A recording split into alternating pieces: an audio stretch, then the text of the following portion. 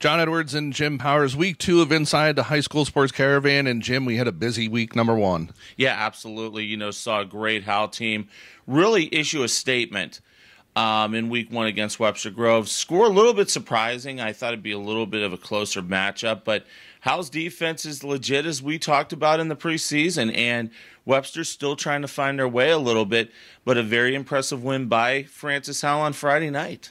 Saturday, CBC went out to Columbia. They took on Hickman, and that was just not even a contest. Hickman scores in the first minute. CBC, typical CBC, 66 unanswered the rest of the way. I mean, Trey Bryant got on track. Charlton threw some touchdown passes. They got their defense going a little bit. Hickman, not as good as we thought they were going to be.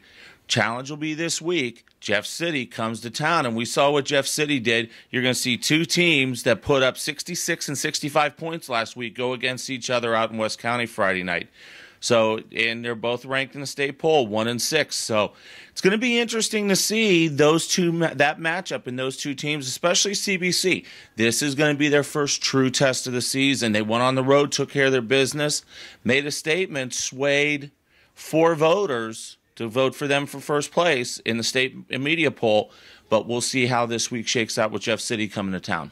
Team will see Friday night on Misha.tv. Hazelwood Central, 500 yards worth of offense on Friday night against the Smet. They'll take on Lafayette. Clark comes out, first 2 carries, 113 yards, a pair of touchdowns.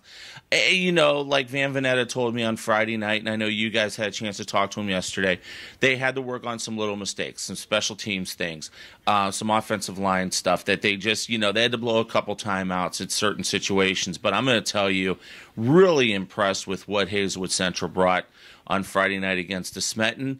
They're going to play a very salty Lafayette team on Friday night. Lafayette kind of got their doors kicked in a little bit by Eureka last Friday night. And you know what? You always throw the records out in that rivalry game between Eureka and Lafayette. And it got amped up a little bit more because Eureka's new field, new coach. There's a lot of circumstances that went in behind that game that had Eureka amped up a little bit. I expect Lafayette to come back focused and ready to go, but they're going to have to stop that ground game because Van Venetta and the Hawks have that ground game going right now, and they're going to be unstoppable if they can continue to do what they're doing. We'll have Hazelwood Central Friday night against Lafayette. That game will be played at Parkway West on Misha.tv. Also, teams in the area, Jim, that did quite well last weekend. Kirkwood, you also had an Afton team that did well last week. So, and also Chaminade putting up a lot of points. Yeah, I think that the ones that we knew were going to take care of their business did. The only one that kind of stubbed their toe was Ladue. Tough loss for them at home against Farmington. Not taking it away from Farmington. Farmington's a pretty good team down in East Central Missouri, but you just got to win that game, especially if you're sitting in the top 10 poll. You're coming off of a state semifinal last year. That's just one of those games you got to take care of your business. And they had a chance. They let it fall away. They dropped completely out of the poll this week. They're going to have to refocus a little bit. But you talk about Kirkwood, great victory, 35-7. You got Alton scoring a couple touchdowns, but Goddard doing what he needs to do.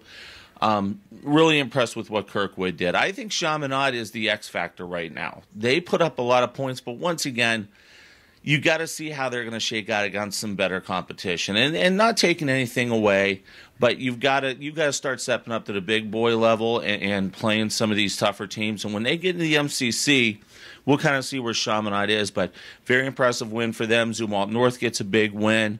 Westminster, I think, a huge win. There were a lot of questions surrounding where Westminster was going to be. Really impressive win at Festus, and Festus is not a bad ball club. Another team from the MCC that we'll talk about quickly is SLU High. They picked up a win Friday night at home. Yeah, they got the guys that are can take care of the business. And on the offensive side, you got Isom, you got a great quarterback, you've got a great receiver, you've got another running back in Claire. I mean, they did what they needed to do. And once again, Hillsboro, a Class 4 team, stepping up in class, and I give Hillsboro a lot of credit. But this SLU High team is going to be very interesting to follow.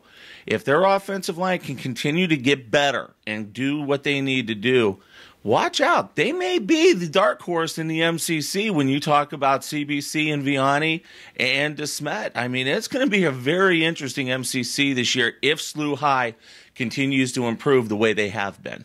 And you talk about a dark horse. This is a SLU High team that last year no one thought really had a shot against Kirkwood and upset him at home. Absolutely. I mean, and plus 2 Friday night, Gary Kornfeld going for his 100th win.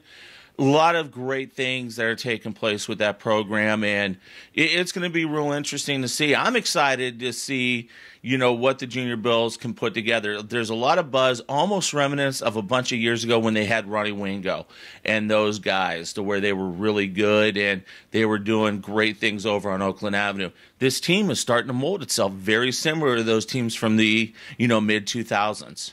That'll wrap up Inside the High School Sports Caravan for week number 2. Tune in Friday night, 7 o'clock on Misha.tv for Hazelwood Central and Lafayette. For John Edwards, Jim Powers. Thanks for watching. We'll see you next week.